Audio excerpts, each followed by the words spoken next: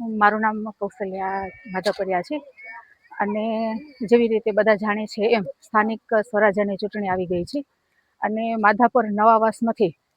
જિલ્લા પંચાયતના ઉમેદવાર નવાવાસ અને આખા માધાપરમાંથી જિલ્લા પંચાયતના ઉમેદવાર તરીકે રમેશભાઈ ચાડ અને નવાવાસના ઉમેદવાર નવાવાસ 2ના ઉમેદવાર તરીકે હરેશભાઈ પિંડોળિયાએ ઉમેદવારી પત્ર ભર્યું છે